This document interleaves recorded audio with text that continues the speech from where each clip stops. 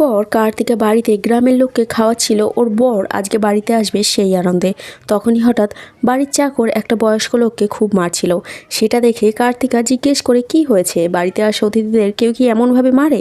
লোকটা বলে তাহলে অতিথি কি আমাদের বাড়িতে এসে যা কিছু তুলে নিয়ে যাবে? কার্তিকা বয়স্ক লোকটাকে জিজ্ঞেস করে কি হয়েছে। লোকটা বলে আমার বউয়ের খুব শরীর খারাপ, আমার সব জমি জমিদারের কাছে বন্ধক রয়েছে, বাচ্চাদের কখনো পেট ভরে খাওয়াতে পারি না।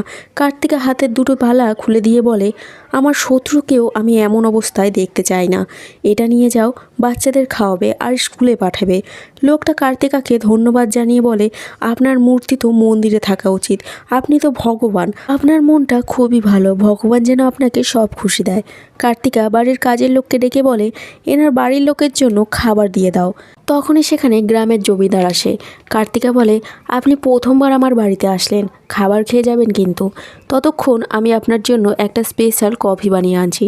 কার্তিকা কফি বানিয়ে নিয়ে আসে। জমিদার বলে গ্রামের পণ্ডিত বলছিল তোমার মধ্যে এখানের কুলদেবীর আশীর্বাদ রয়েছে, তুমি যাই বলো তাই নাকি সত্যি হয়, তাহলে আমার ভবিষ্যৎটা একটু দেখে বলো তো। কার্তিকা বলে না না সেমন কিছু না, কখনো কখনো আমি শান্ত হয়ে চোখ বন্ধ করলে যা দেখতে পাই সেটাই লিখে দিই, তার কিছু কিছু সত্যি হয়ে যায়। জমিদার বলে সেই সব ঠিক আছে, এখন তুমি কিছু লেখো, দেখি সেটা সত্যি হয় কিনা। কার্তিকা মেয়েকে দিয়ে খাতা পেন আনিয়ে নেয় আর চোখ বন্ধ করে যেটা দেখতে পায়